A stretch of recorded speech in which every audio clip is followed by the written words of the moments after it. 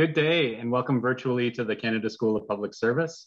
My name is Joshua Frame. I'm the National Chair of the Federal Youth Network. Bonjour, je suis Joshua Frame, le Président National du Réseau des Jeunes Fonctionnaires Fédéraux.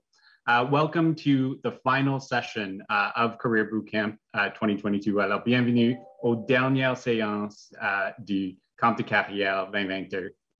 So on behalf of the Canada School of Public Service, as well as the Federal Youth Network, welcome to today's event. And before we begin, I'm going to cover off a few housekeeping items. Alors, en raison de la bande passante, nous vous recommandons de vous déconnecter de votre LPV, en anglais, votre VPN, ce qui vous permettra d'avoir une meilleure expérience. Please log off your VPN to help you experience the event at the fullest level. If you have any technical issues during today's webcast, it's recommended that you relaunch the webcast link that's been provided to you, and that should help you solve those types of issues. I'd like to begin by acknowledging that the land on which I am joining you from is the traditional unceded territory of the Algonquin Anishinaabe people.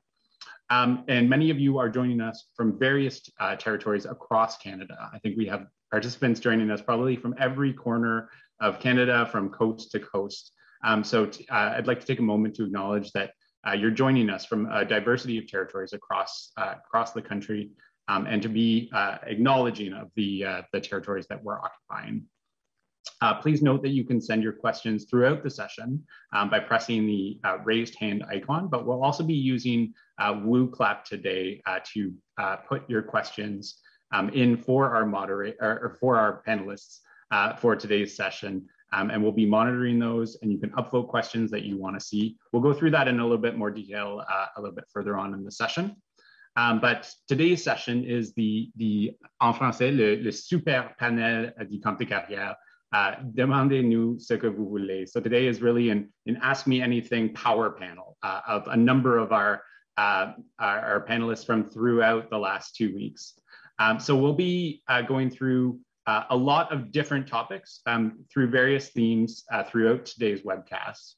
And just to highlight some of the sessions that we've gone through over the last 2 weeks with Career Bootcamp, we had demystifying building blocks of the GC hiring process, standout resume formats, when demonstrating your experience, keep it simple, s'il vous plaît, strategically building your career in the GC, applying TikTok principles to interview storytelling, equipping yourself for beyond the process, influencing your reputation, weighing variables of different positions, nurturing your professional support system, networking sessions, the Leaders GC chat that happened yesterday, and then next week we'll bring you the final session, which is the Be the Star of Your Own Interview. That's a pilot project that we're starting next week that is fully subscribed.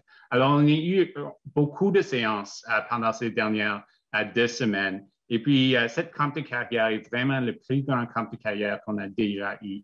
On a 10 000 participants pour le camp de carrière. C'est vraiment excitant pour avoir ce grand nombre d'apprentissage, ce grand nombre d'apprenants pour chaque séance et pour chaque séance qu'on a eue pour le camp de carrière. So I'm going to go through our panelists, and we're going to go through why we have them here today to share their expertise. And so we'll start off with Isabelle Racine. Alors, Isabelle Racine est la directrice de la communauté nationale des gestionnaires. Isabelle apporte le point de vue de ce qui doit être une gestionnaire au GC et de la façon dont vous pouvez vous outiller pour relever les défis de la gestion des personnes maintenant et à l'avenir. So welcome Isabelle, and thanks again for joining us today.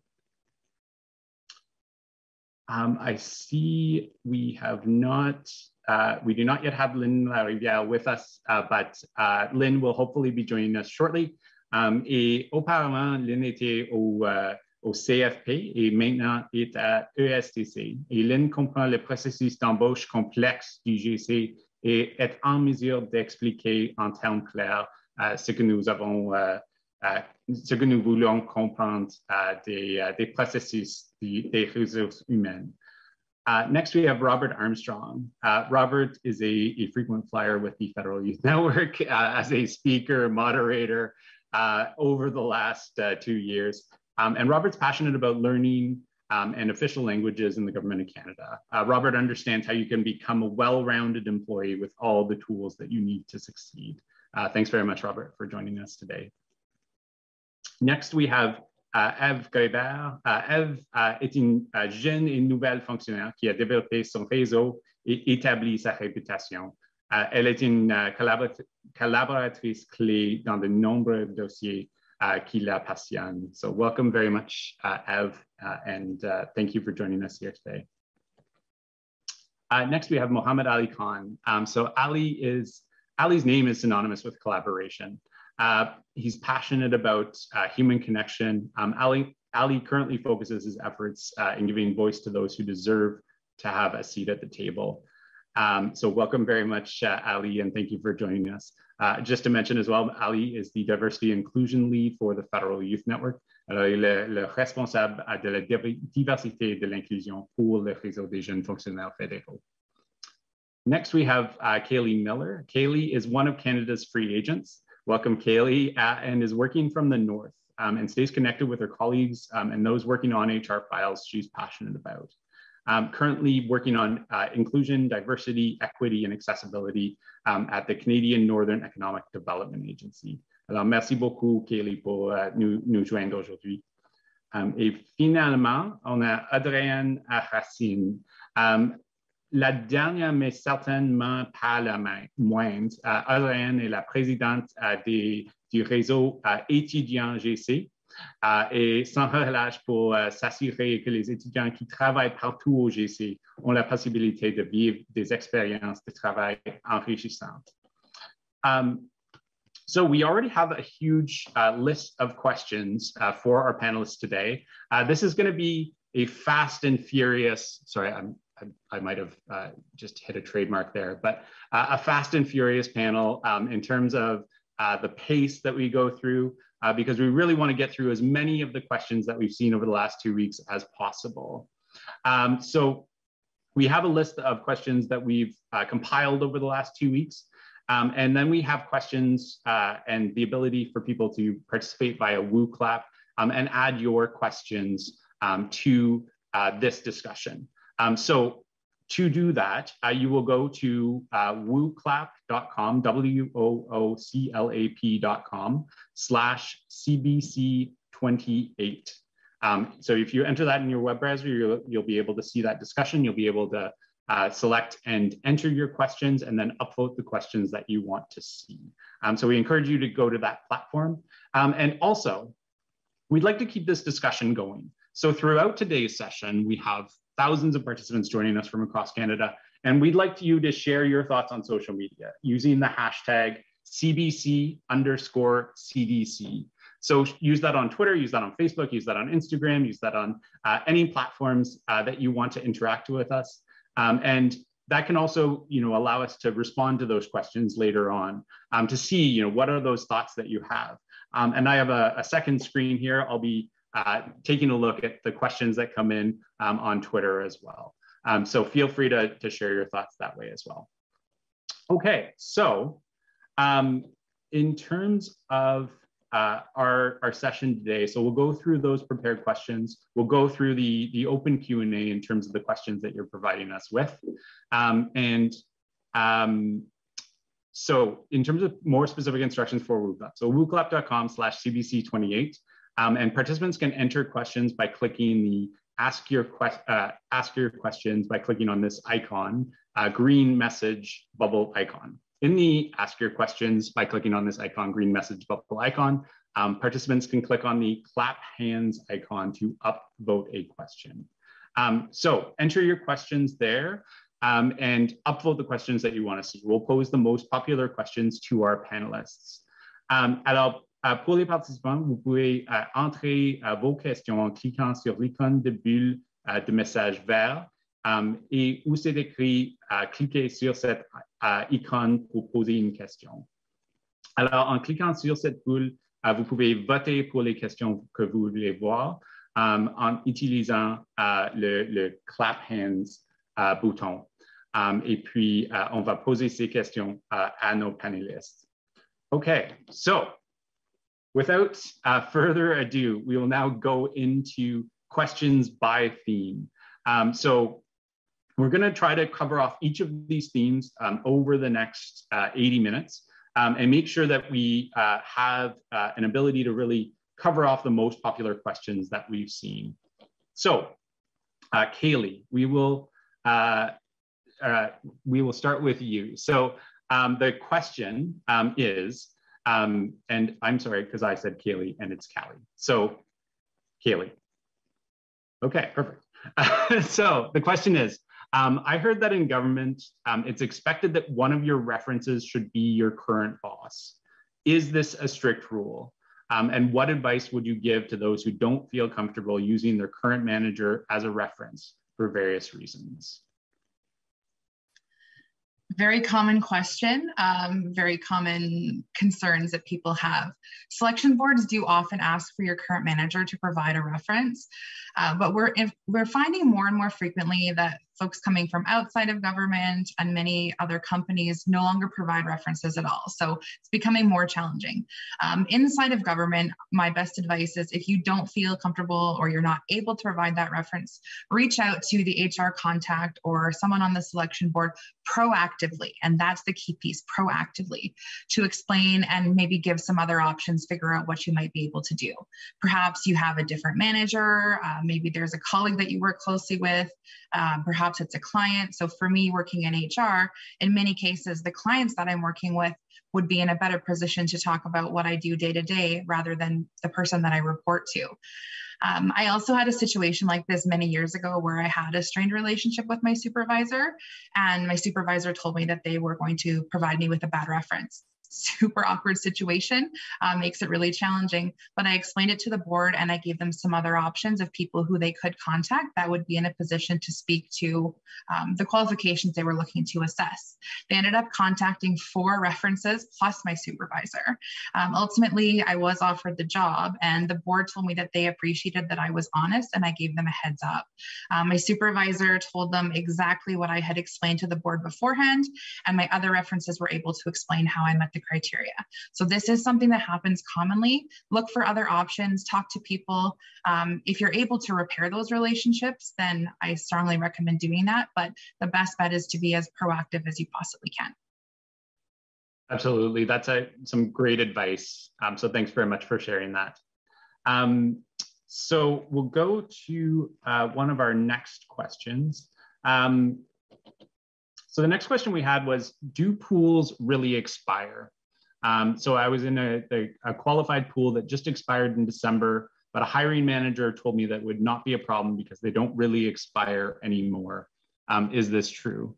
So this was a question that we had for Lynne, but would anyone like to chime in on that? Alors, la question c'est, est-ce que les bassins, ça expire vraiment? So if anyone would like to chime in, otherwise I'm happy to just share some quick tips on that. But I think really the reality here is that, it really depends on the process that you're using this for. I've been in pools that were extended for 4 or 5 years. It just depends on the process and what they're trying to do and what they're trying to staff. So there really is no universal explanation for this, but you generally are updated as a candidate on whether a pool is going to expire and whether it's being extended and whether you're interested in continuing to be in that pool. But we'll move on to a question for Robert. Oh, there we go, Lynne. Yay, just in time. Good afternoon. Awesome. Thanks for joining us, Lynne. And sorry for your technical issues on your end, but thank you very much for being with us today. So actually, we'll go to you for the next question. Is it possible for managers from one application to another? Oh, is it possible for applicants from other departments to be able to see your application? Your CV, your responses. So I think this is kind of speaking to, if you apply to ESDC and somebody wants to use that pool or that process for another staffing action. Are they able to see your application? Are they able to see your process? How does that really work from an HR side? Starting right into it. Thanks, Josh. What I would say, I think, I think at the moment the system doesn't allow for something like that. You apply to a specific process, and therefore your application will go to the screening board members or the managers for which you've applied for. I mean, HR would be the control kind of all of that and be making those applications available to hiring managers. So at the moment, no, there's no real transfer of applications from one department or even within hiring managers. I mean, candidates can use some of their same information for other applications, but. Yeah, absolutely. And I think we're seeing a lot more pools as well where they're, government-wide, hiring for, an IS3 and pools that multiple departments can pull from, because certainly that's kind of the way of the future. And I think you'll see a lot more of that going forward. Alors, la prochaine question, c'est pour Robert. So an English question is, can training be considered an experience? Alors, en français, est-ce qu'une formation peut être considérée comme une expérience? Thanks, Josh. So I'm from the world of training. I can tell you that a lot of training is a good experience, but as a hiring manager, is it experience? Short answer is no, like honestly. I know this might not be a popular answer, but the fact that you took a training doesn't tell me anything more than you took the training, right? What I really want to see is your ability to apply that learning in the real world, in your work, right? So that's why we have experience questions, and that's why we ask you to demonstrate your proven ability in whatever that competency is. So yeah, short answer, it's nice to tell me, but no, it's not an experience, sorry. Yeah, absolutely. And I think I've seen resumes where people listed like every course they've ever taken in their entire lives. And it really, unless it's relevant to the job that you're applying for, really it isn't useful information necessarily to provide. Next question for Audrey-Anne. What type of accommodation can an individual ask for? And can you provide examples? Alors, quel type de mesures d'adaptation une personne peut-elle demander? Et pouvez-vous donner des exemples?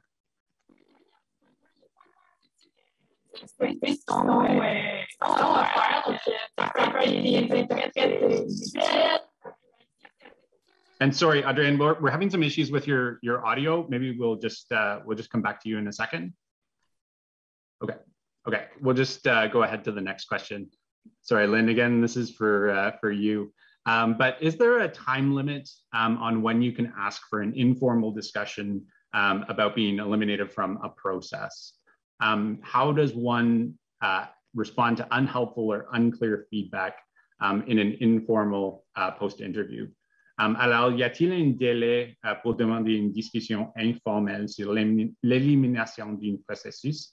Et comment est-ce qu'on peut réagir dans cette rétroaction pour une rencontre informelle après l'entrevue ou quoi que ce soit? Just a quick answer. I think as soon as possible is probably, right off the cuff. If you receive communication though from HR or the hiring manager, it may indicate the same thing, either as soon as possible, or it may indicate a certain amount of time, perhaps a week. But normally we want to kind of get through all of the informal discussions and provide the appropriate feedback to those who request it before getting to the next steps of the process. And to answer the second part of the question, in terms of, what can a person ask, the results or the feedback that you'd be provided is really just strictly for you, for your experience in this process, for you to apply next time. just kind of telling you, perhaps in terms of exam results or how you did on a competency or not, how well you did on a competency, that's probably what we would answer in terms of that. So if you don't get that kind of response from whoever's giving you the feedback, maybe ask those specific questions. Where exactly did you not meet? And useful information for you to use next time. Absolutely. Thanks very much, Lynne. Robert, next question is for you. So what if you never hear any results from a pool or a process? Alors, qu'est-ce qu'on peut faire si on n'entend pas des résultats d'un processus de sélection? Yeah, so the thing is, people are busy and the HR folks are busy and they've created this pool and managers now have access to the pool. But the question really is about how busy is that pool going to be, right? Maybe it was made because there was one position available and maybe there's not going to be a vacancy that's going to be filled from that pool for months to come. So I think it's fine for you to go back to the person who's administering the pool and ask, you know, how many managers are drawing from this? Do you foresee any activity? So it's never too late to ask proactively yourself. You're not going to be a bother as long as you send a nice little polite email or give a quick call. You're just checking in on the pool. But one thing I want to say about that is if you're in a pool, take responsibility yourself to let every other manager hiring everywhere else that you want to go, that you're, look at all the heads nodding, that you're in that pool. Because the thing is, we're not really that efficient across the government. I know that's not a secret that I just spilled, but I might have access to a pool in my department that the rest of the folks here don't know anything about. But if they're advertising a position and you're in my pool qualified, but I don't have a vacancy, let them know, because then all the magical HR folks that work in the background can maybe pull you out of that pool and put you over in that other spot. So tell hiring managers you're in a pool. 100%. Absolutely. Next question for Caleigh. So if we answer no to a screening question, is our application automatically rejected?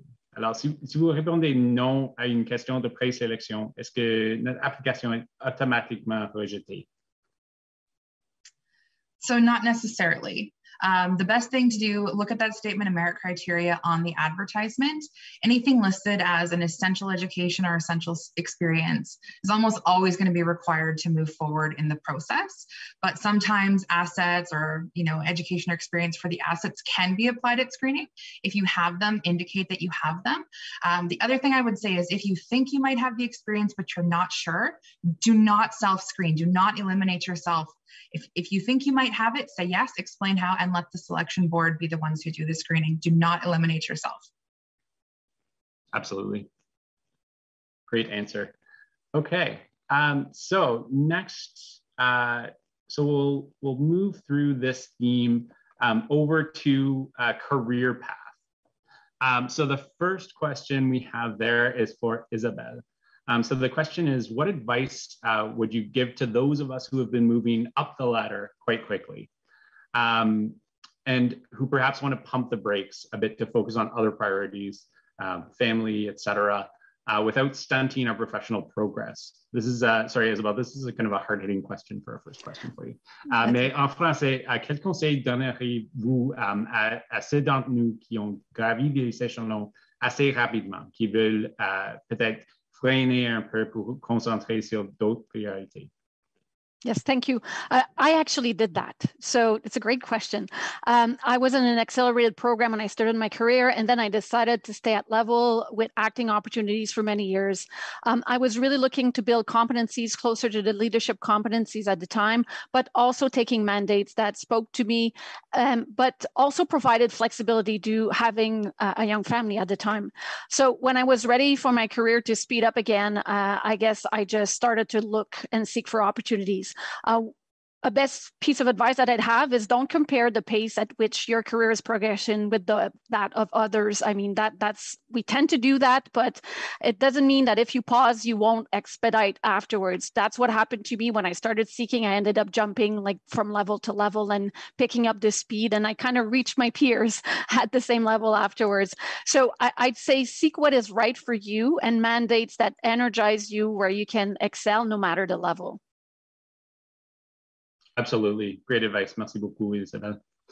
So as we mentioned earlier, so use the WooClap function to submit your questions, but also as you're going through, use the clap hands button to vote on those questions. So then we'll be able to see, you know, what are the most popular questions. We'll go into that open Q&A shortly, but definitely go through those list of questions. Before you put in another question, see if it's already been asked, and use that clap hand function to be able to vote for those. So thanks very much for your participation of all of our participants today in doing that.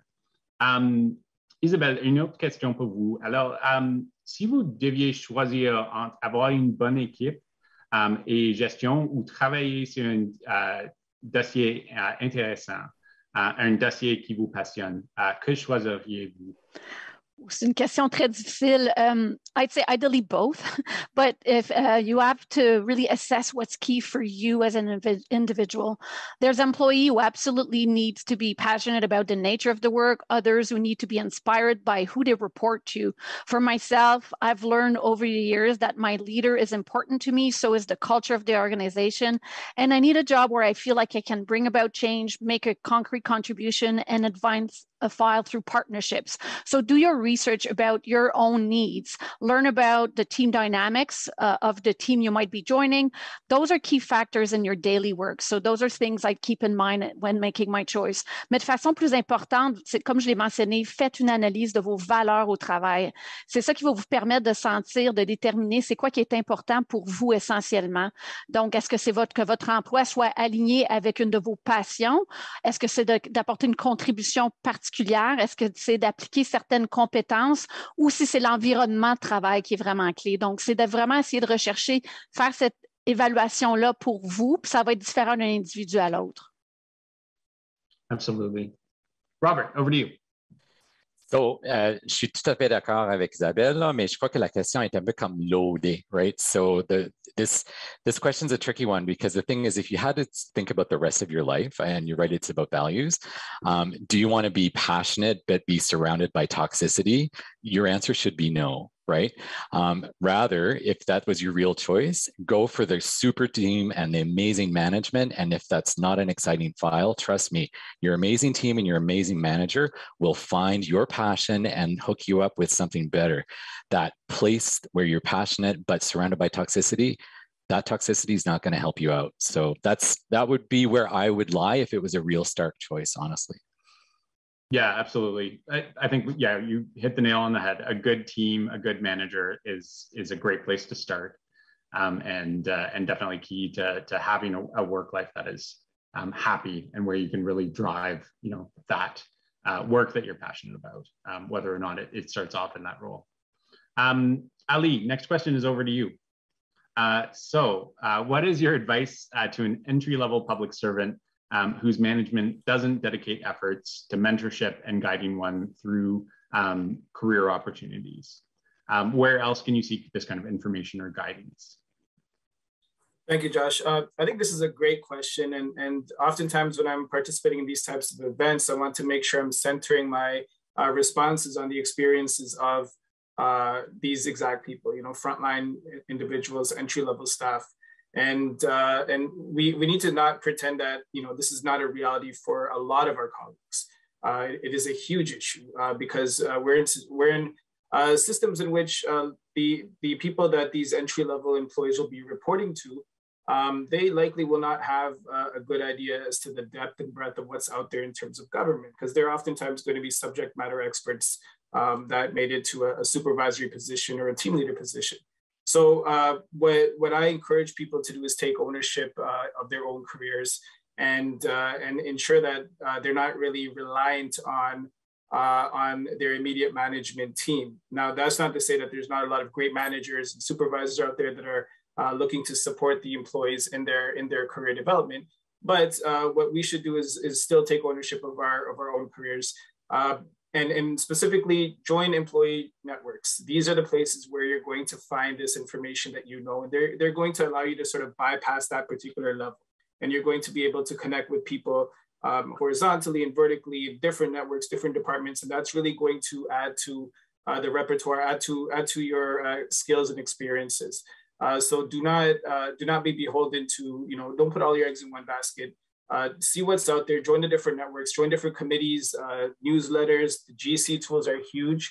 And that's how you can sort of continue to grow. We have a human library from the Federal Youth Network and the NCR YPN on GC Collab, and you can use that to connect with federal public servants at various different levels and different regions in order to engage with them. So, you know, I really think that we should do what we can at our own, you know, for ourselves to move up in our own careers and to increase the knowledge and the knowledge we have in the government.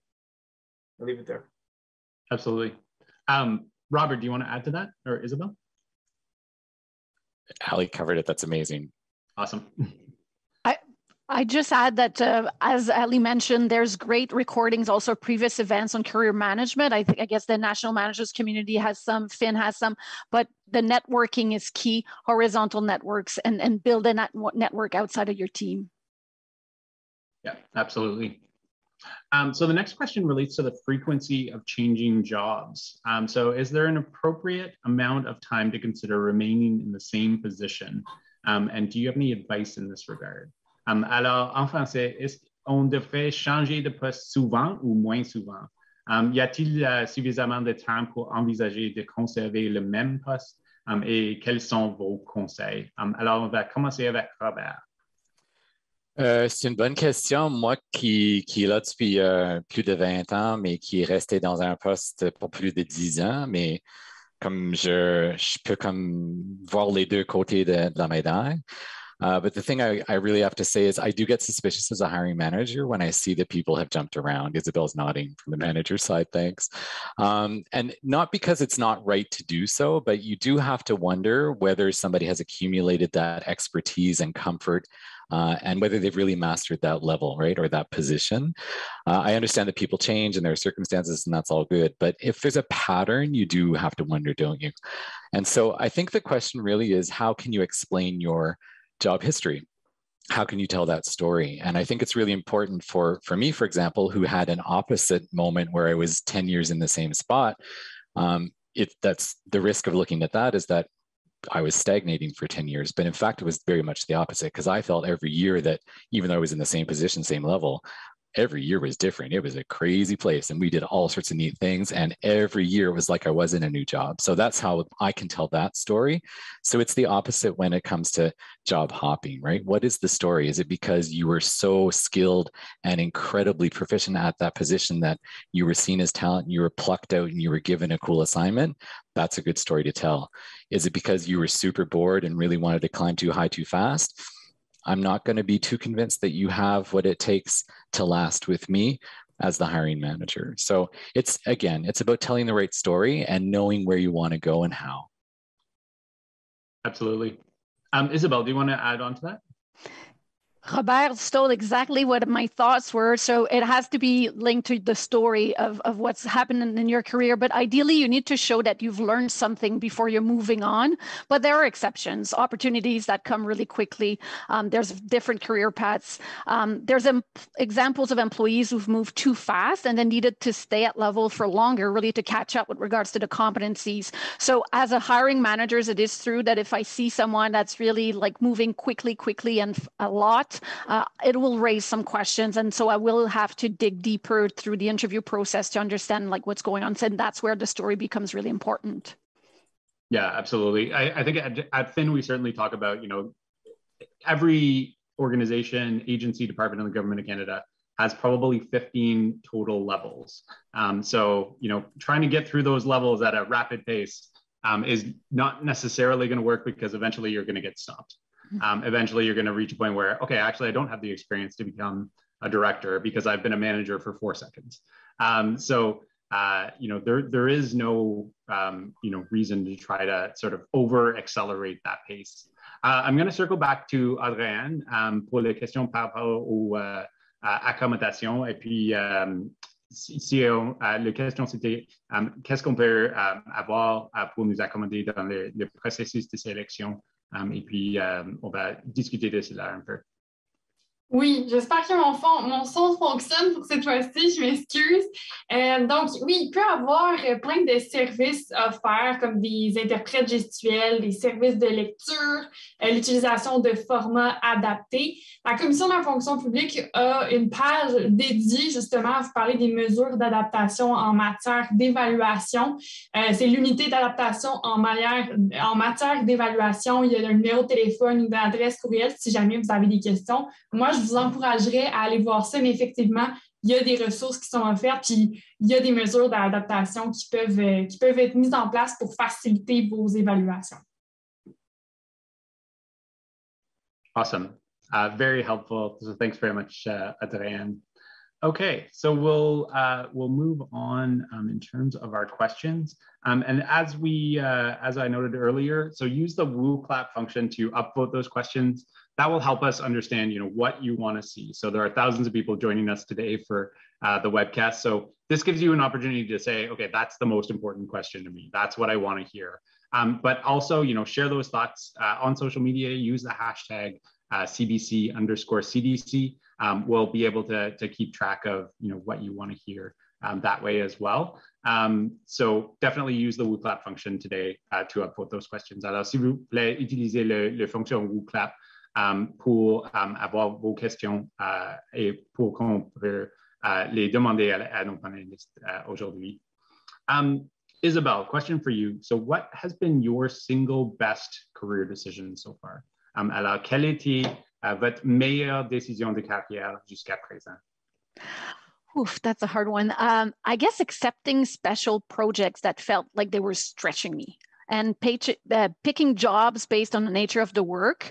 For me, it's important if it's transformational, but really also picking inspirational leaders. So I've picked a lot of jobs. I've done my interviews before joining teams. And when I had more than one opportunity, I would look at who's the team, who will I be working with, and who's my boss? Can I learn from this person? Do they have a leadership style that will inspire me? So that's been key in my career. Donc, en somme, je pense que pour moi, ce qui est clé, c'est pas avoir peur du changement, puis chercher des emplois qui s'alignent avec qui je suis et puis qui vont m'inspirer vraiment à faire de mon mieux, vraiment, parce que je vais me sentir énergisée dans mon travail au quotidien. Absolutely. Merci beaucoup, Isabelle. So we'll skip to the last question for this section. This will be for Robert. So do you have any advice on how to get a good mentor, but also how to be a good mentee? Alors, quel conseil auriez-vous pour être un bon mentor et un bon mentoré? So Robert, I think we'll go to you and then Ev afterwards to add in some thoughts. Perfect. Well, I guess I'll just build on what Ali was talking about earlier, right? It's about being networked and paying attention. And that can be within your unit, in your own organization. It can be across departments and across the country, right? It's about noticing who are in positions that you are interested in, who do work that interests you, and also who maybe has a personality that kind of attracts you as well, right? Because it becomes a relationship, a professional relationship that you need to invest in. So how to get a good one? Be patient, take time, ask around. And it's all about, a friend of a friend of a friend, right? And so it's about connecting. I love that everybody's nodding. Thanks, guys, for the positive reinforcement. But it's about me saying, hey, Ev, you mentioned somebody the other day. And then all of a sudden she says, yeah, that was Ali. You should talk to him. He knows somebody. And then I talked to Ali and I was like, yeah, I know who you want to talk to. That's literally how it works. The second part of the question, how to be a good mentee, listen. Like honestly listen, right? And speak from your heart, talk about the things that you desire, your aspirations, the things you're afraid of. And if you have a nice relationship with that person, take that advice that they're going to give you, right? Because sometimes listening to honest things about yourself is tough. But if you want to have that honest conversation and grow, then yeah, listen. Ev? Yeah, I'll add in. My manager actually has a really good term for what you were just describing, Robert. She calls it net weaving. And that's just as important as networking. So thank you, Joanna, for that one. But I will say in terms of mentor and mentee relationships, don't undervalue informal mentorship. I think a lot of people place a lot of emphasis on formal mentorship agreements. If you have access to those programs, they are incredibly valuable. There is so much to learn from that structure. But my experience has been that informal mentorship is just as valuable. And I find that those are also conversations where you can be very honest. I will say when you go into one of those things, obviously, there is a level of comfort that you have with different people, but don't be afraid to be very, very honest and to lean into that level of vulnerability as well when you're having these conversations, because it is really hard, and it is really hard to ask questions, and it is really hard to establish your direction. And don't be afraid to ask people for input. Don't be afraid to ask people for advice, and don't be afraid to just have a conversation, because sometimes a mentor can be a really, really valuable sounding board if you just want to talk something out. And the last thing I will say is, going into that relationship as a mentee, leave your expectations and leave your career plan at the door. Don't go into those conversations saying, this is my 5-year plan. I was told by someone who was a very senior level executive in a conversation that we had to crumple up and throw out my 5-year plan, because that was not going to be helpful in that conversation. And she was right, 100%. So just go in there, talk to people. And at the end of the day, if you have to be receptive to those conversations, so open yourself up to that. Absolutely. I'll just add, if you're seeking a mentor, it's not simply about asking for a mentor for to be able to share their connections, to be able to share their network, for them to be able to refer you to opportunities. You're seeking their advice, their guidance. Less so you're seeking for them to really advocate for you. That is a different sort of relationship. We'll move on to the next section on resumes and CVs. Caleigh, the next question is for you. How far back should you go on your resume in terms of work experience? Is it appropriate to include awards or scholarships from many years ago? We're often encouraged, as young professionals to apply for jobs for which you have the qualifications, but maybe not necessarily all the years of experience. Is the number of years a deal breaker? Alors, en français, jusqu'où devriez-vous remonter dans notre CV pour votre expérience de travail, combien d'années, et puis est-ce qu'il y a comme une base pour cela? Okay, so the answer here is it depends. My best advice, and I mentioned this in an earlier answer, is read that statement of merit criteria, read the notes on the poster. Sometimes positions ask for recent experience, significant experience, and more often we're seeing that there is a definition of what that actually means. Depth and breadth is really important, I think, in my opinion, more so than time. But that being said, read that advertisement, read that statement of merit criteria, find out what it says. For the most part, I generally only recommend including things that are relevant to the job that you're applying for, or that demonstrate that experience. Or if you have limited experience, kind of your 3 most recent jobs or the last 5 years. I've seen lots of resumes in my time in HR, someone talking about a typing course they took in the 1970s, cases where people who have, 15 or 20 years work experience telling me about their high school grade point average. Those things are not relevant. We do not care about those things. Tell us what's important for the job that you're applying on. Did you get an award at a job or a volunteer opportunity that's sort of relevant or related? Maybe it's relation to, communication skills or leadership skills or something that's important. Absolutely go ahead and include those things, but make sure you're really focusing on what's essential for that position. Absolutely. And I think we've all seen these types of resumes that are just overly inclusive. I ran a lemonade stand when I was 8, and that demonstrated entrepreneurial skills. Like, chances are you can't apply that experience to a job in the government of Canada. At least I would hope that you can't use that to demonstrate your experience for a job in the government of Canada. Robert, next question is for you. So should I be including the list of CSPS courses that I've taken on my resume? Alors, devrais-je inclure la liste des cours de l'ESDC dans mon curriculum vitae? So I'm going to build on Caleigh's honesty, because I like where we're going on this. No. Yes, but no. I mean, if it's relevant, sure. Like if you're actually applying for a manager job that requires some subdelegated authority, and you've taken the training and you are subdelegatable in my department because you are in your current one, sure, indicate that. I think that's nice for me to just have as a kind of a validation. But no, I don't need all of those courses. I really don't, right? Because what I want is for you to meet the statement of merit criteria, and that's what my HR people are going to lead me through. They're not going to lead me through the list of courses. So as an information PCS, but here's a dirty secret. I'm the hiring manager myself. I don't necessarily even see your CV. Right? Honesty. I don't. I see what the HR people need me to see in order for me to go through the process and hire the right person for this job. I don't necessarily see all that stuff, and therefore it's not necessarily relevant, is it? Absolutely. And if you see a CV, I think chances are you will look at it for less than 5 minutes, if that. So definitely, like, keep that in mind. A 5-page CV that lists every course, that lists every possible thing is not going to be useful. Okay, so moving on, our next theme is going to be on inclusiveness. Alors, le prochain thème ça va être par rapport à l'inclusivité.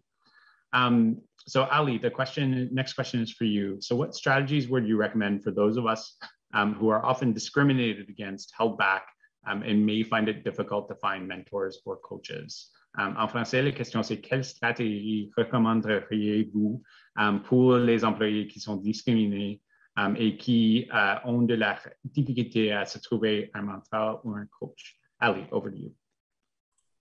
So that's a good question, and it kind of acknowledges where we are in terms of the federal public service. There's a lot of great career advice that we're giving out today. And a lot of it may not resonate with people who have a master's degree and have been doing a call center position for the last 20 years. And that's part of our reality that we have. Their problem is not moving up too fast. It's not moving up at all.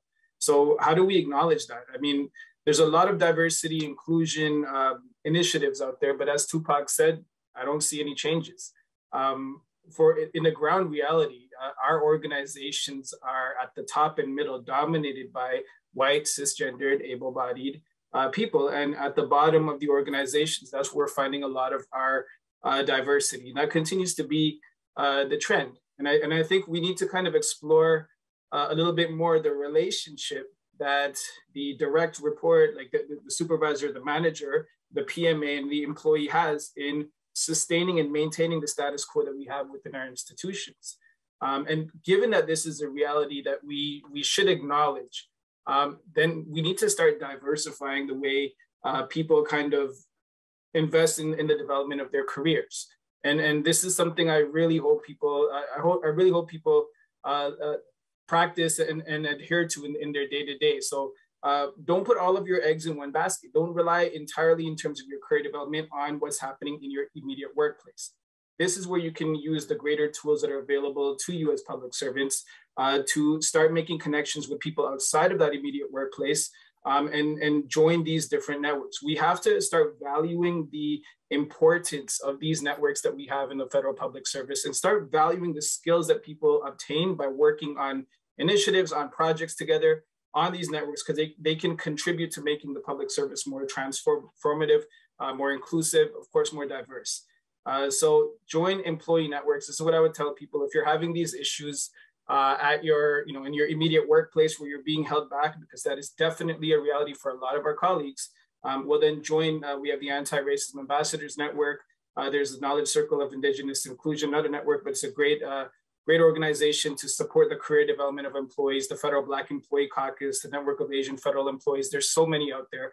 Join these and work together with colleagues over there to help make the public service more diverse and inclusive, and then use the experience that you gain from this work for your boards and for your competition. So you're not solely relying on a team leader who may have unconscious biases. They may be picking other people and not you, even though you're much more qualified than they are. This is a reality. We continuously see this in many of the town halls that we have, where people are reporting up in terms of what's happening for them. So that would be my advice. Diversify your career development. Do not rely on the immediate reports. And then again, no disrespect to the supervisor, the manager community. There's a lot of great hardworking managers. I feel like I have to keep saying that, in terms of, in relation to my comments, but just diversify your options. And I think that will help in terms of the development of your career. Thank you. Absolutely. Thanks, Ali. next question. So there are many, sorry, this is for Ev. So there are many people who have an invisible disability. So how do we deal with that when the situation, when it is an invisible disability? How do we make sure that we're in coming forward with that to our managers or supervisors, that it doesn't negatively impact our careers? Alors, il y a beaucoup de personnes avec un handicap invisible. Comment est-ce qu'on peut travailler pour que ça ne soit pas un facteur pour réduire nos opportunités de carrière, et puis juste pour être certain qu'on peut partager cette information, mais que ce ne soit pas une pensée négative pour le développement de carrière? This is an excellent question, and it's actually one that I've been navigating myself. So I have ADHD, and I was diagnosed when I had already started working, and I didn't know that accommodations were a thing that were available to me. And part of working through this, and part of kind of, getting up to speed and figuring out how to tailor the way that I work in a way that works for my brain, was starting to talk about it. And that is so hard. And I completely understand that, because I have thought to myself so many times, is somebody going to think that I'm using this as an excuse? If I miss a deadline, if I forget to follow up on something, is somebody going to think that this means I'm not capable? Is somebody going to think that this means I'm lazy? Every single misconception that I have about ADHD that I've ever seen on the internet rushed into my brain. And I was like, I don't know what to say. And the first thing that I'll tell you is that's not true, because you are incredibly capable. You are brilliant. You are incredibly strong. You have all of these things, and having a mental illness or dealing with mental illness or dealing with an invisible disability does not invalidate anything about you. It is part of who you are, and it's something that shapes your perspective. You bring a different perspective to the table. That's something that's incredibly valuable to all. That's something that's so valuable, regardless of what your job is. So I would say, if you're in a situation where you're comfortable to, you can talk about it, and it does not have to be a big thing. You can ask for the accommodation slowly. You don't have to divulge medical details. You can say, I have a medical accommodation. You can have physician's notes, however you choose to handle that. I would also say that if you're in a situation where your employer does not support that or is not willing to work with you, get out. If you can, get out, because it is not worth your mental health. It is not worth your physical health. And anybody will understand. And I think that really goes back actually to the point we were talking about switching jobs earlier. If you find yourself in a situation that is not working for you, if you're in a position that is not supportive, that is negatively impacting you to a point where it's impacting your mental health, you need to prioritize yourself, and you need to get out. And that is something that a good hiring manager will understand. Because I think that at the end of the day, you really, really do need to prioritize yourself. And it can be very, very difficult, but you can advocate for yourself. You have the right to accommodations. You have the right to things that will level the playing field for you. And for me, that looked like when we were way back in the office, having the light bulbs removed from above my desk because the flickering lights distracted me. And those are just some of the things. And it's also helpful, you can communicate with your manager, and that also allows your manager to assign you tasks and to determine your workload based on things that are more suited to you, things that may work for your ability. I'm somebody who is absolutely horrible at taking minutes in a meeting, because I won't pay attention to the meeting. I will just write everything down. And that was something that I struggled with when I was in university. That was my academic downfall. So I don't usually take minutes for meetings, and that's okay, because there are a lot of things that I can do. But those are just things where you have to advocate for yourself, and you have to say it. And honestly, at the end of the day, sharing your struggles and sharing what you need to succeed should never be seen as a career killer. And if it is, chances are it's probably not the job for you, and that's okay. Absolutely. No, thanks very much, Ev.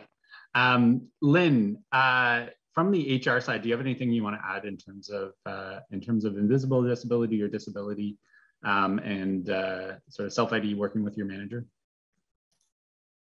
I was just thinking as I was hearing Ali and Ev speak, wow, amazing responses and from the heart. And I've had experiences similar to in my career. And I don't disagree with Ev. If you're in a situation where it's really affecting your stress level, your mental health, and for me, in my experience, I mean, in that situation where I have been in there, for me, it was really, you know, like Ev said, a lot of those things rush to your head and you're going to be afraid of how you're going to be perceived. And I was a manager at the time. I was afraid to be perceived, you know, oh my God, what kind of manager is she? And I was hiding from my team, my employees, in the fear of they wouldn't see me in the same way as when I'm usually performing at my best, you know? So for me, it was like Ev says, you know, you have to try to find a way to leave. And then that's part of your story of advocating for yourself and your mental health and your well-being. And then you look for other projects or opportunities or people to work with that are good for you and bring you the energy that you have and the passion to work on certain projects. In terms of I mean, self-IDing, we know that the process is voluntary. As I mentioned in the event that I did earlier, in the career boot camp, I mean, I'm Indigenous. I've always self-identified in processes. And, you know, I'm always the first one to say it when I start in a new job or when I meet new people or when I join committees and networks. So, I mean, for me, it's always kind of front facing for me. But I mean, it's a personal choice, seriously. And like I mentioned last time, you can decide, right? Based on where you're applying, with who you're applying. And then maybe that'll give you opportunities where next time you will not have that same fear kind of thing. So perhaps that's all I would add. Absolutely. Thanks very much, Lynn, for sharing that. So we're going to get to a couple quick questions on interviews and learning, and then we're going to go to WooClap and see, you know, what questions that we've gotten from our audience, what's being upvoted, what's interesting there, and as you know, I mentioned before, you know, definitely use that WooClap function to submit those questions, to upvote those questions. S'il vous plaît, utilisez la fonction WooClap pour soumettre vos questions et puis qu'on peut savoir les questions que vous voulez demander à nos panélistes aujourd'hui. But a couple quick questions. So, Audrey-Anne, over to you for the next one on interviews. So can you give any tips for video interviews that, you know, obviously in this pandemic time have become much more common? How do you connect with your audience, especially if you can't see them on camera? Alors, pouvez-vous donner des conseils pour les entrevues vidéo qui sont courantes maintenant? Comment est-ce qu'on peut connecter avec le panel lorsqu'on ne peut pas les voir? Oui, c'est vraiment une bonne question. Moi, ma dernière entrevue, c'était avec toi, justement, Josh, pour le rôle de coprésidente d'étudiants GEC. J'ai repensé à ça hier. Je me disais, je sais pas ça a été quoi mes différents trucs que j'ai mis en pratique. Mais la première chose que je conseillerais, surtout pour connecter avec les personnes, allez voir leur profil professionnel pour en connaître davantage sur ce qu'ils font. Faites des recherches sur leur équipe, allez sur GC annuaire. Vous pouvez aussi trouver de l'information sur le site du gouvernement du Canada. Leur blog signature aussi, ça parle beaucoup. Donc, faites des recherches, peut-être vous intéresser à justement autant l'emploi que les personnes qui vous passent en entrevue pour avoir une connexion, puis peut-être aller chercher des points en commun là-dessus, autant pour détendre l'atmosphère que montrer que vous êtes préparé en fait. Moi, ce que j'aime beaucoup des entrevues, des rencontres en vidéo, c'est que j'ai la place, j'ai l'espace, je suis dans mon espace pour justement bien performer, être en confiance. J'aime mettre de côté toutes mes insécurités ou mes complexes de face à face, puis je m'exprime, j'ai pas peur de parler. Donc, en entrevue, surtout en Zoom ou en MS Teams, par exemple, focussez là-dessus, focussez que vous êtes dans votre espace de travail. Mettez vos pantoufles préférées, mettez-vous une photo de votre chat, votre chien. Créez-vous un espace de confiance où vous allez pouvoir bien performer. Puis concentrez-vous aussi sur votre personnalité. C'est là-dessus que je pense qu'on se démarque, surtout en vidéo, là, personnalité, puis de bâtir des bonnes réponses, en fait. Absolument. And, you know, not to disclose personal information, but I would say what came across to me as an interviewer when interviewing Audrey-Anne for the position was the energy and the authenticity.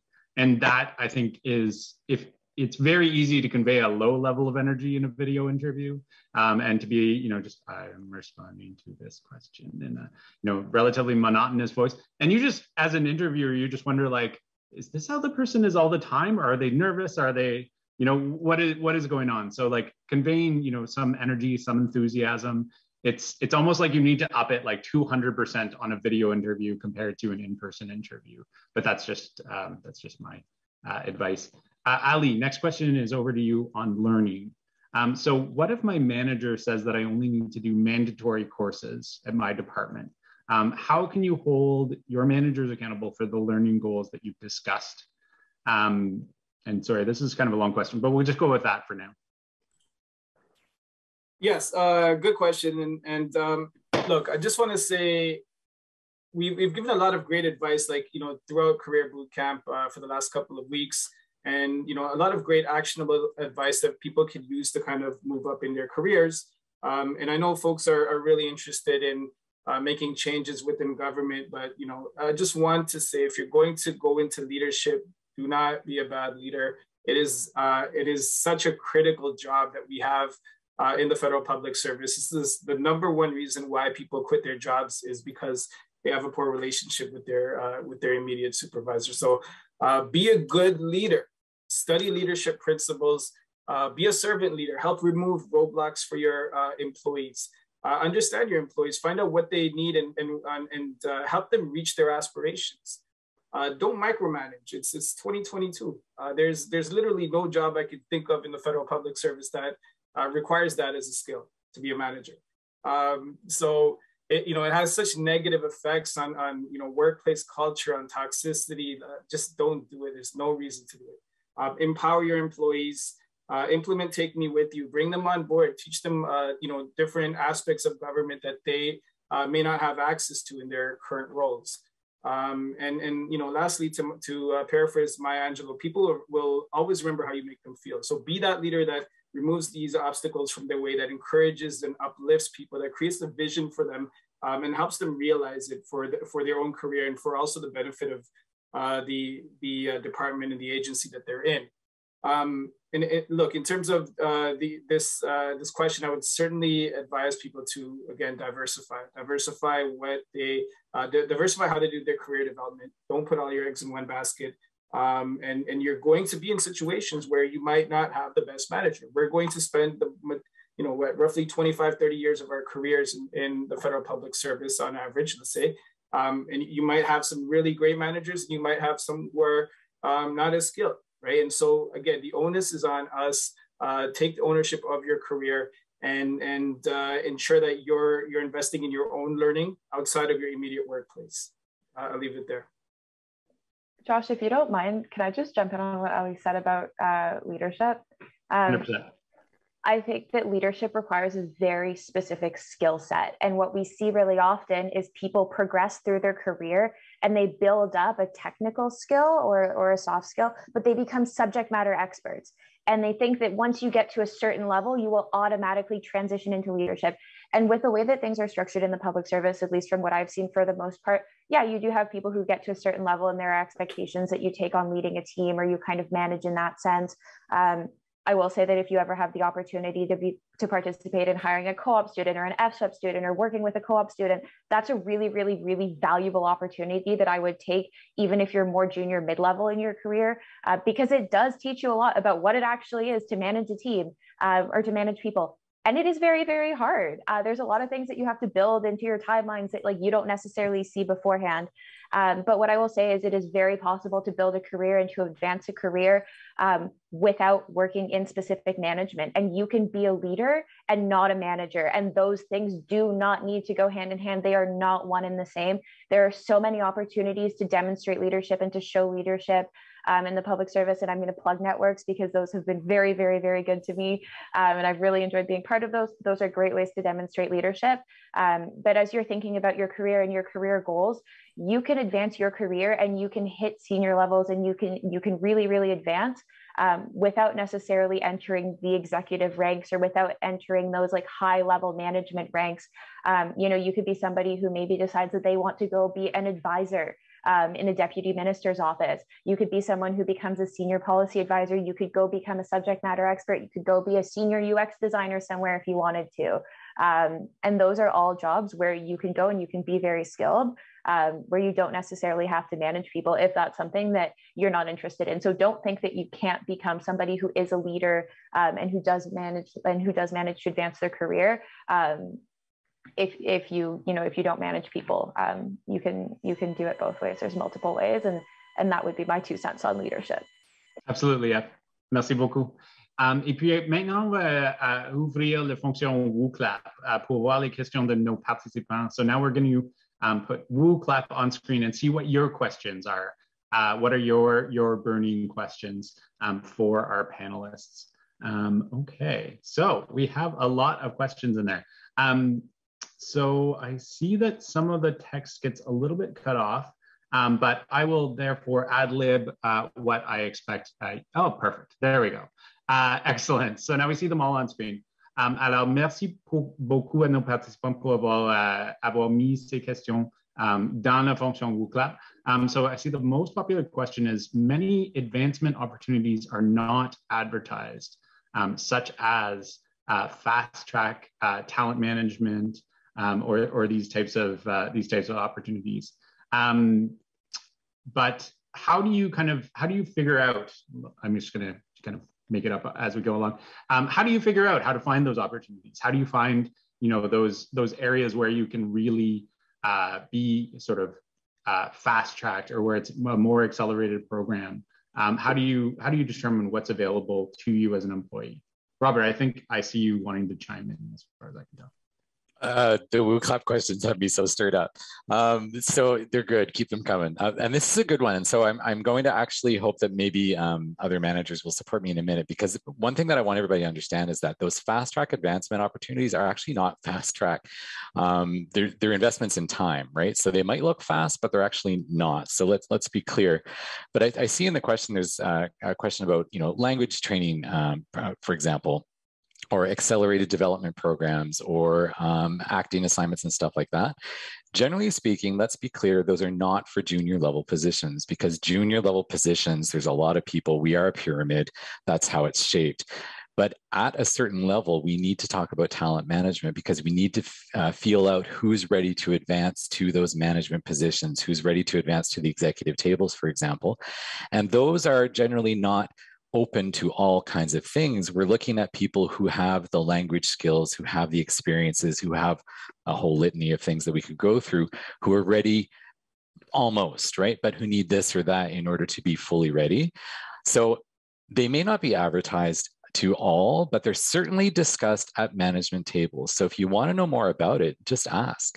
Honestly, ask your manager, ask your supervisor, go to HR and ask one of your friends there, take them out for coffee. We're always happy to chat, and really ask how those things work, so that you can start exploring and investigating. But be prepared, honestly, for a little bit of disappointment, because it might not be something that is open to you right now.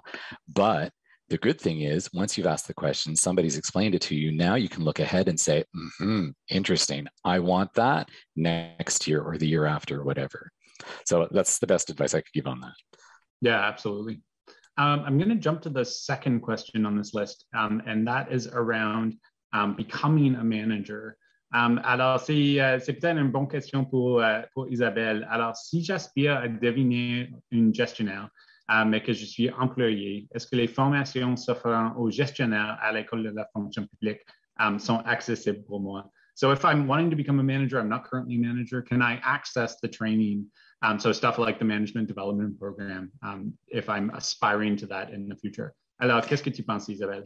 Well, there's training that is for aspiring managers, and there's others that are for people that are already in the management category. But I would say that the National Managers Community caters to both groups. So if you're looking to build up your skill set to move into the management category, I would encourage you to follow the NMC. I'm doing a little, je fais de la promotion, mais vraiment, nous autres, on garde ça en tête parce que je pense, comme on l'a mentionné dans les événements de la semaine dernière, Josh, c'est très important de commencer à bâtir ces compétences-là de gestion des personnes à l'avance parce que c'est vraiment clé. On entend beaucoup parler aujourd'hui, Ali l'a mentionné à plusieurs reprises, ça prend quelqu'un qui est capable de gérer son équipe, qui va inspirer son équipe. Puis, c'est des choses qui peuvent s'apprendre aussi. Il y a des techniques, il y a des formations qui peuvent vous aider à développer ce soft skill-là, on pourrait dire. Donc, je vous dirais de vraiment regarder. En général, les formations vont spécifier qui est l'auditoire type pour chacune des formations. Donc, ça devrait vous donner un indicateur si il faut être gestionnaire pour pouvoir s'inscrire. Certainement. And just to add on to that, like the skills that you can develop to be a good manager in the future, empathy, understanding, be the person who your colleagues come to and say, I'm having a problem, can we chat about it? Because you're going to encounter a ton of that as soon as you're a team leader or a manager. So don't develop those skills, once you're in the position, but build those over time, be that go-to person. So next question. So when having coffee chats with people, several have advised me as a new GC employee to learn as much as I can about how government works. So other than CSPS intro courses, of which I'm an associate faculty, sorry, shameless plug, how do I do this? Alors, c'est une bonne question, je pense, peut-être pour Robert, comme qu'est-ce que sont les autres options hors des cours juste de l'EFPC, de commencer votre parcours en comment la gouvernance fonctionne? So, and I'll give you an answer, and then I want somebody new to the government to chime in on this, because I've been around a while and I used to teach that stuff, so I'm biased. And I'm also a government geek, and I can tell you about the time when I went to Ottawa for work back when we used to travel, and I went to a committee hearing because it was the fun thing to do in Ottawa, right? But the thing is, I think it's important to honestly watch the news, and I hate television. I don't have it in my home, but follow the news on some other social media or do something, right? But it is important for you to understand how government works, even if you are sitting in Saskatoon or Corner Brook. It's really important for you to understand how policy is developed inside the government of Canada, that we are responsible to elected officials in as much as that's exciting and stimulating and frustrating and annoying, but that we are part of a big machine. And so yes, take the courses, but also do your own paying attention to what government does federally, provincially, municipally, right? We are beholden to all of those levels of government, and they influence our lives in different ways. But eventually, and again, here's a message to my colleagues in the regions, you don't have access to many policy analysts. I've mentioned earlier the fact that that's an interesting career path. Now that we're working at home, and a lot of us are working for Ottawa now, go get those jobs before they're closed off to us back when we go back to work. But one thing that's important for us to do is to be sure that we're talking to people who work in those fields and specializations that aren't our operational day to day, because there's a whole side of government that's super interesting and that has an influence on what happens in our daily lives that most of us are simply not paying attention to. So make friends in the policy shops. I guess that's one piece of advice that I can give. Somebody new, chime in here. Am I off base? No, Audrey-Anne, over to you. C'est tellement une bonne question. Puis moi, je peux vraiment dire qu'avec expérience, ça fait 1 an que je suis temps plein là, au gouvernement. Puis j'ai vraiment été curieuse. J'ai été me faire plein de comptes là, différents sur les différentes plateformes du gouvernement. Je me suis intéressée au réseau des jeunes fonctionnaires fédéraux. J'ai fait mes recherches. Je suis sur les réseaux sociaux aussi, tous les ministères là, ou plusieurs ministères. Je vais chercher l'information, j'attends pas que les informations viennent à moi.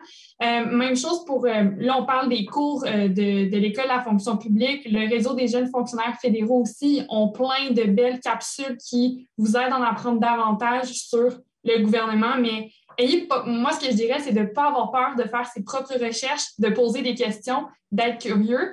Puis, juste une petite parenthèse, mais les étudiants aussi, c'est votre chance vous avez un emploi étudiant, vous n'êtes pas considéré encore en tant que fonctionnaire, mais c'est votre chance d'en apprendre davantage sur le gouvernement du Canada. Donc, à tous les niveaux, je suis très d'accord qu'on doit comprendre comment fonctionne le gouvernement, puis il y a tellement de ressources, il faut juste les trouver puis faire nos recherches.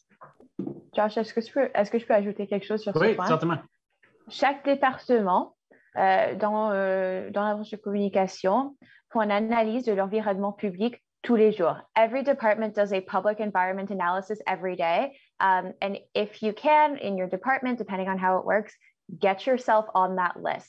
You will get multiple emails multiple times a day about everything that is happening in the government that impacts your department. And some things it's just like at the periphery, but that is an excellent way to stay in the loop and to start figuring out how things connect. And because it'll tell you like why it's impacted, they break it down. It's also a great way to sort through the news that specifically impacts the government and your department without having to be plugged into 3 different things or without having to be scrolling Twitter all the time.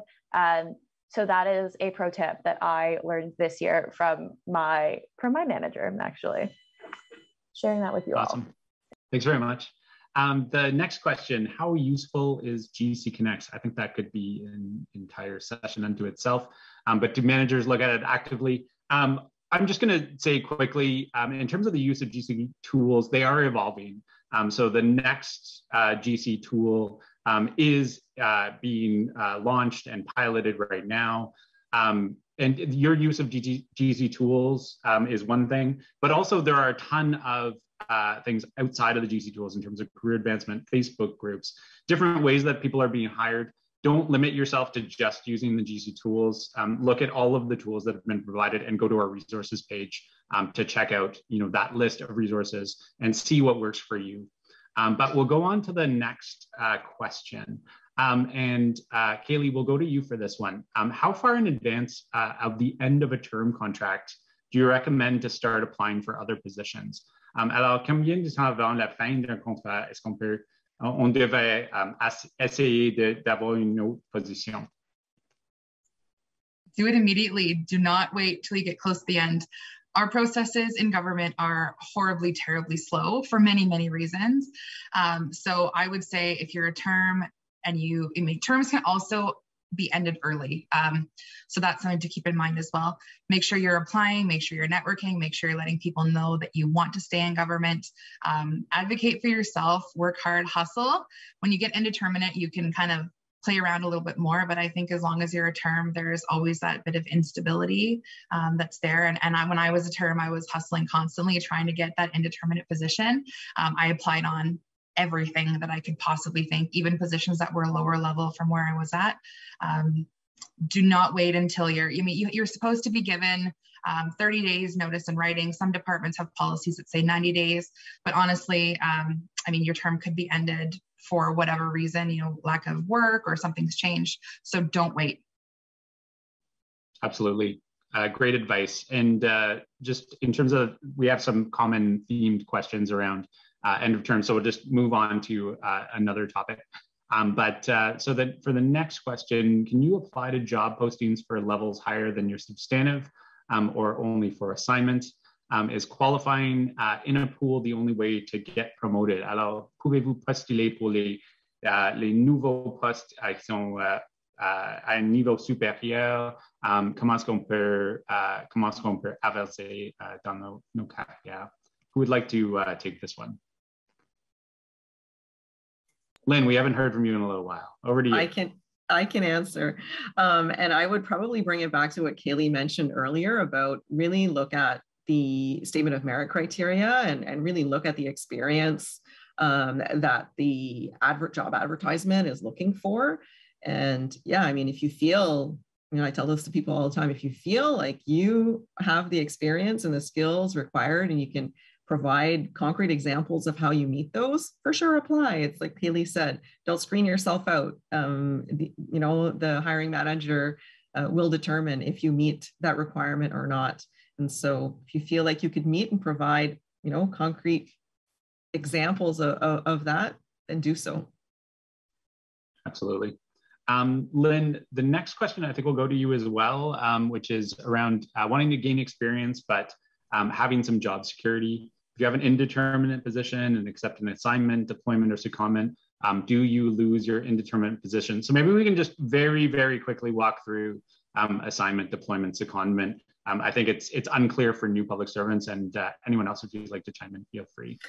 Sure. Well, the first part says that you are an indeterminate, like you have an indeterminate position, so you stay in there.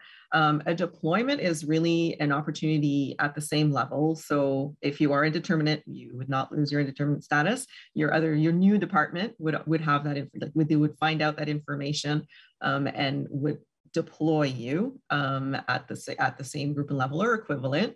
An assignment is really within your own organization.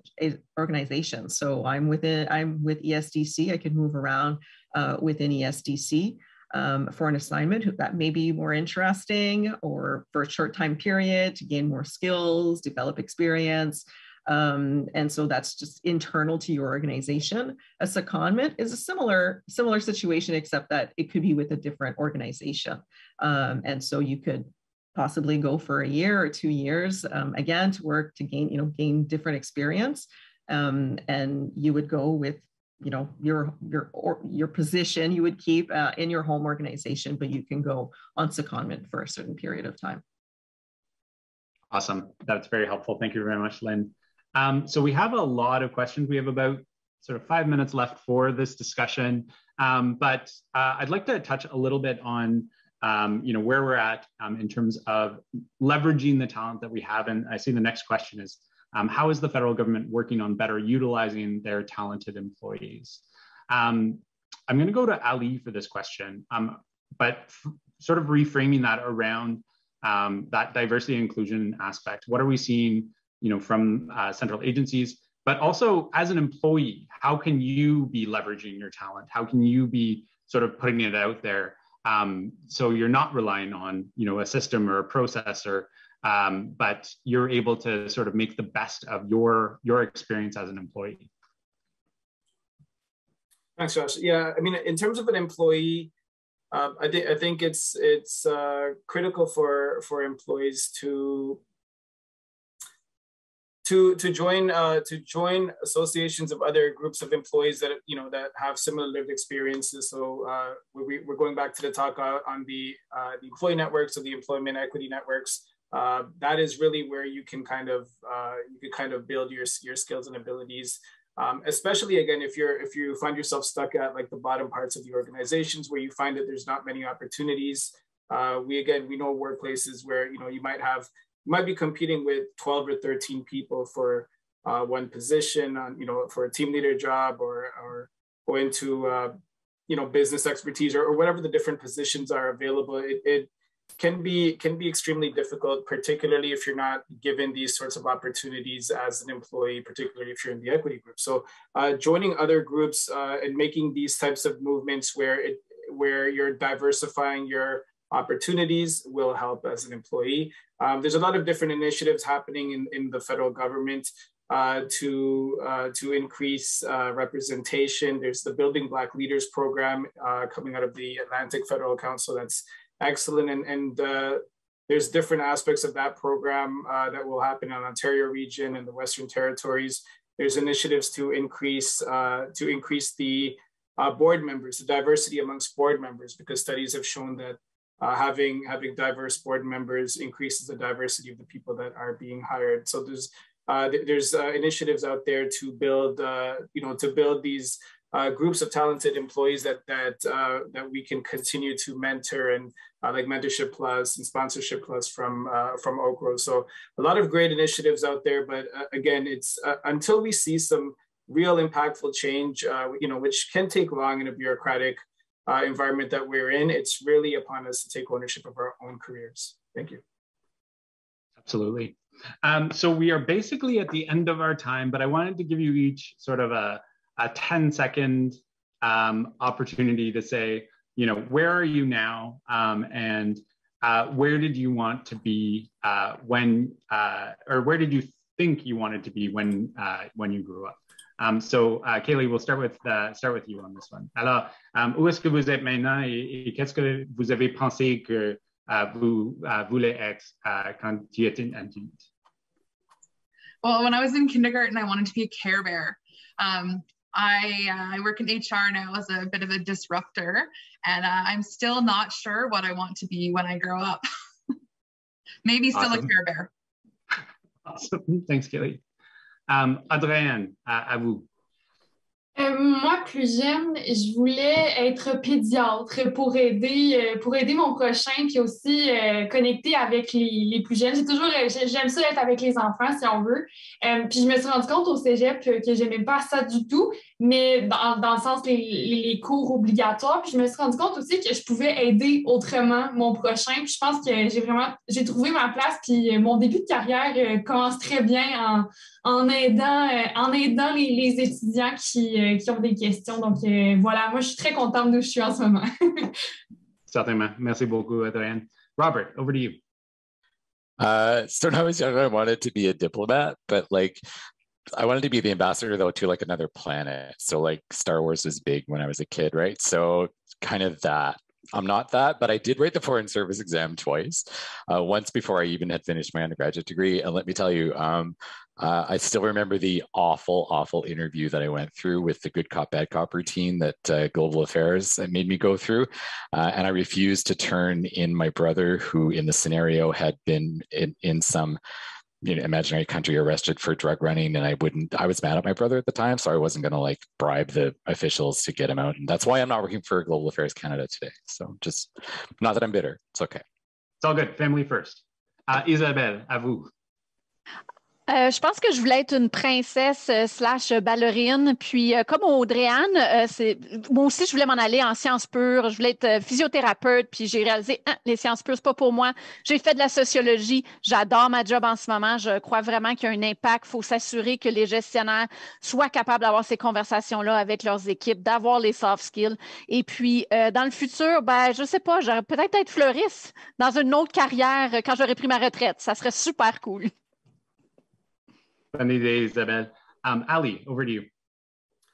When I was younger, I wanted to be a transformer. So shout out to Caleigh, we're kind of a similar wavelength there.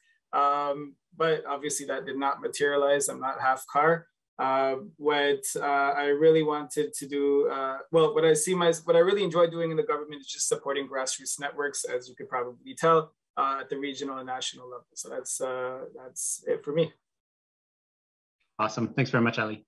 And Ev, over to you.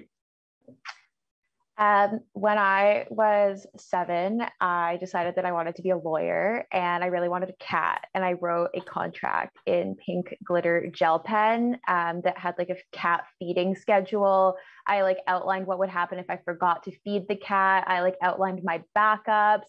I outlined like the litter box cleaning, like everything was written out. And from age 7 to probably about 15, every single time I negotiated with my parents, I had that, I wrote that. And so I was very convinced that I was going to be a lawyer and go to law school up until very recently. And I realized that actually what I really love is connecting with people and having the space to be creative and to just come up with the ideas and to just say, hey, like, what if we did this? Like, wouldn't it be cool if? And then to have somebody say, yeah, it actually would. What do you need from me to go do it? So right now I work in open government. So transparency, inclusivity, transformation of government, shifting the way that we work, all that stuff, which is a pretty good place for me right now. And as to where I'm going, I don't know, but I see myself being in a space where I keep connecting with people and I get to just kind of try and make things just a little bit better. And that's relative, but yeah, that's it for me. Absolutely. Lynne, last but not least. All right. Oh, I've loved to learn like everything about my colleagues here. Wow, so interesting.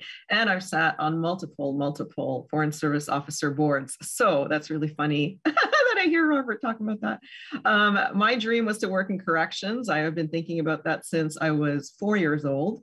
I still dream about it pretty much every day. But my career led me to my education, my career led me to HR. And yeah, I'm happy, but what I love the most is really teamwork. And for me, managing a team and you know, excelling, just making the team excel in projects and different initiatives that we're involved with. That's what I love doing, and what the future will bring, who knows? Awesome. Thanks so much, Lynne. I'm also on the failed diplomat track. So it's okay. You know, lots of people apply to global affairs, and now we get to show our diplomatic skills through navigating these types of online events. So we're appreciative for that. Okay, so a huge thank you to each of you for sharing your thoughts, sharing your advice. We're now going to go to closing remarks from our Deputy Minister Champion, Christiane Fox, Deputy Minister for Indigenous Services Canada, and since 2018, our Deputy Minister Champion. But merci à vous tous pour partager vos pensées. Merci à les participants pour partager leurs questions. And we'll now go to the closing remarks from our Deputy Minister Champion. Thank you. Hi, I'm Christiane Fox, and I'm the Deputy Minister of Indigenous Services Canada and the Deputy Minister Champion for the Federal Youth Network. I hope you've enjoyed your experience here at Career Bootcamp 2022. And it's been amazing to see how many people have been attending, engaging, learning, and networking over the past 2 weeks. I'm thrilled to see that Career Bootcamp continues to be the biggest conference in the Government of Canada and to see how much it's grown over the past 5 years. I'd like to share my congratulations to you as participants for joining and making the most of this learning experience. To the dozens of moderators and speakers who shared their advice, their insight, their expertise, and their time with you. To the many collaborators and partners who promoted and shared this event within their departments and agencies to help reach all of these learners. And to the Canada School of Public Service team for your continued partnership. And finally, to the entire Federal Youth Network team who made this conference possible. We're living through an uncertain time, and the last 2 years have shown how resilient, agile, and flexible we can all be in the Government of Canada. It's been a transformative time, and for many of you, the change to virtual work has opened up options that just weren't available before. Nous vivons une période d'incertitude et les 2 dernières années ont montré à quel point le gouvernement du Canada peut être résilient, agile et souple. Ce fut une période de transformation et beaucoup d'entre vous, le passage au travail virtuel a ouvert des options qui n'étaient pas disponibles auparavant. As you wrap up your learning experience here, make sure that you stay connected with the Federal Youth Network and the learning opportunities they offer throughout the year. While the network does have youth in its title, all of the learning events, for me included, are accessible by anyone who would like to attend. So keep up to date by following the Federal Youth Network on all social media platforms, including Twitter, LinkedIn, Facebook, and Instagram. And share your thoughts and experiences on Career Bootcamp using the hashtag CBC_CDC. Finally, make sure to complete the evaluation that you'll receive by email and share what you loved, what you didn't, and how we can continue to make this and every event a valuable learning experience. Enfin, n'oubliez pas de remplir l'évaluation que vous recevrez par courriel et de nous faire part de ce que vous avez aimé, de ce que vous n'avez pas aimé et de la manière dont nous pouvons continuer à faire de cet événement et de tous les autres une expérience d'apprentissage précieuse. I couldn't be more proud of the scope, the reach, and the engagement that's been accomplished with Career Bootcamp 2022, and I hope you all feel the same way. Je ne pourrais être plus fière de l'ampleur, de la portée et de l'engagement qui ont été accomplis avec le camp de carrière 2022, et j'espère que vous êtes tous du même avis. Thank you for joining us, and we'll see you soon. Merci de vous joindre à nous, et à bientôt.